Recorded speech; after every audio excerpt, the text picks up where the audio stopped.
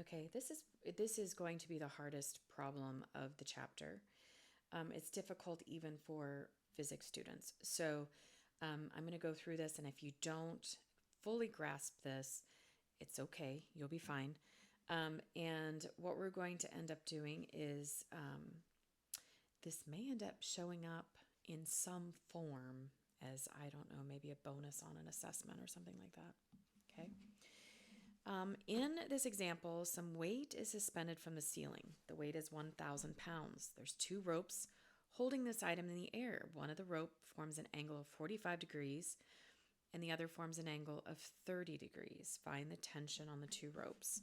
Okay, tension is just forces. So we're going to say that our tension is going to be labeled as F, right?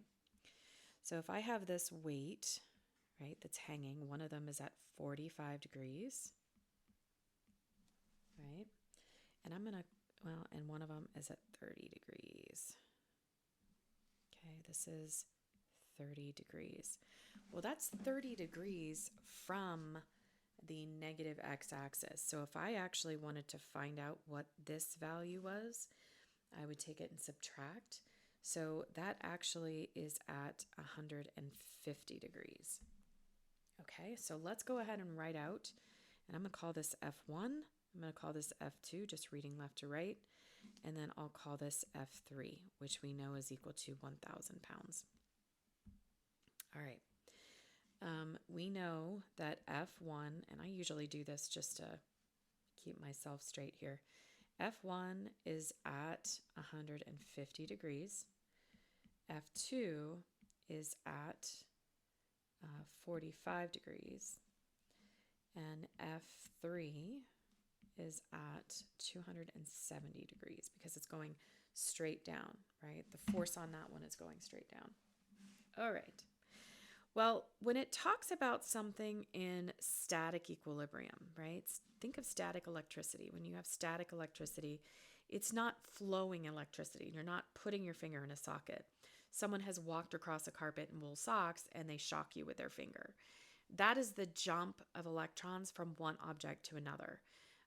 But it's considered static electricity, that it's not moving in the way that it would if it was conducted in a wire. So static equilibrium, as far as mechanics is concerned, this is a mechanics problem, means that the object's not moving. It's hanging from the ceiling, it's not moving.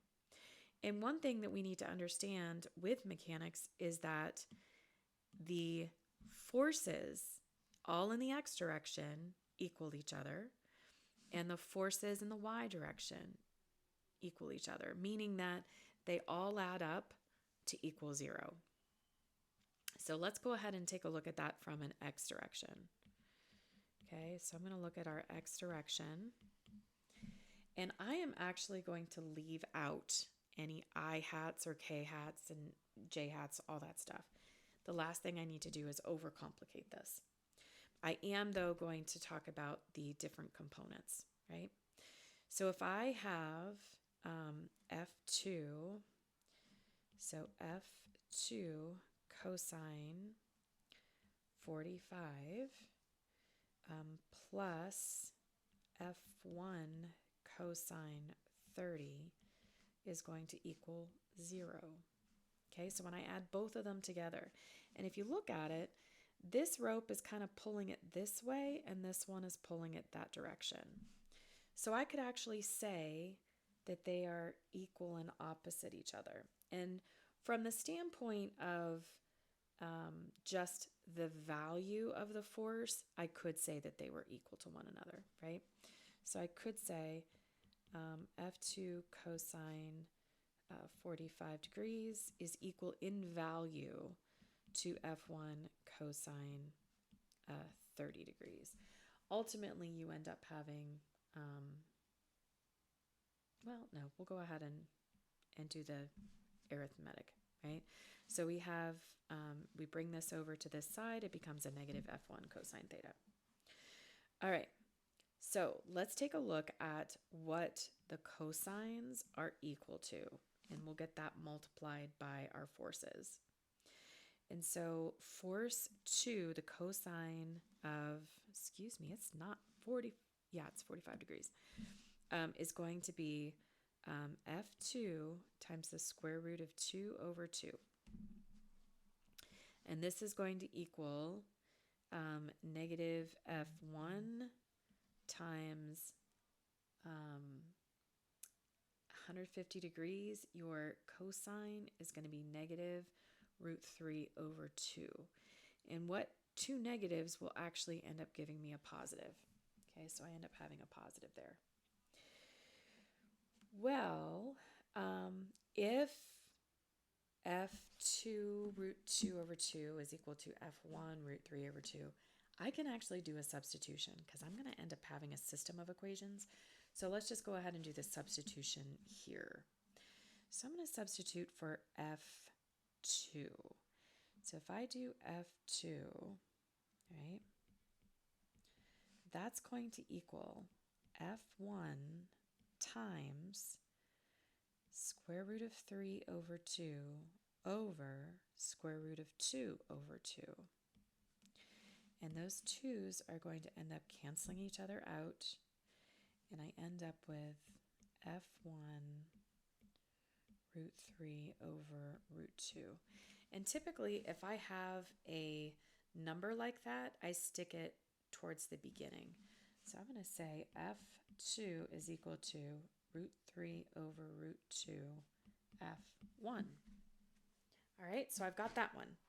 Now what I need to do is take a look at the y direction. So in the y direction, I'm looking at three forces that I've got here. So the first one is going to be F1 sine 150 degrees. And then the next one is F2 times the sine of 45 degrees. And then I've got 1,000 pounds at 270. And so that's just going to end up giving me negative 1,000 pounds, right? So all these things added up equals 0. Well, I know that F1 sine of 150 plus F2 sine of 45 equals 1,000 pounds.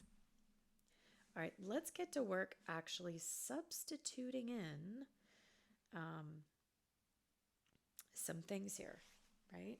So sine of 150 is going to be 1 half. So 1 half F1 plus sine of 45 is root 2 over 2. So root 2 over 2 F2, and that's equal to 1,000 still. All right, here's where it gets kind of funky. I am going to take this F1 and substitute it in for that F2. So this is going to look like 1 half F1 plus root 2 over 2 root 3 over root 2 F1 equals 1,000. Okay, now I already have, like, this is the sine, right? And then this is my substitution. My root 2 and my root 2 are going to cancel each other out. So I end up with 1 half F1 plus root 3 over 2 F1 equals 1,000. Okay, so another way that I can write this is 1 plus root 3 over 2 times F1 equals 1,000. And then what I do is I multiply both sides by 2. So I have 1 plus root 3 F1 is equal to 2,000. And then divide both sides by 1 plus root 3. So from this point, it's just algebra. So F1 is equal to 2,000 divided by 1 plus root 3, and I end up with 732.05 pounds. So that is my F1. Okay, so that's the force on the 30-degree one. And now I'm going to substitute in. So F2 is equal to square root of 3 over square root of 2 F1. So F2 is going to equal square root of 3 over square root of 2 times the quantity, 732.05 pounds. And F2 results in a value of 896.54 pounds. Okay, again, this is not a problem that I would expect you to look at and say, oh, I totally understand what to do here. It is a little bit more complicated and challenging. But what it does is it shows that we can break down all of our forces into its x and y components, right? Our cosine was our x direction here. So we dealt with cosines of theta. And then my sine was dealing with sine of theta was my y direction. And then ultimately I'm able to figure out what my values are.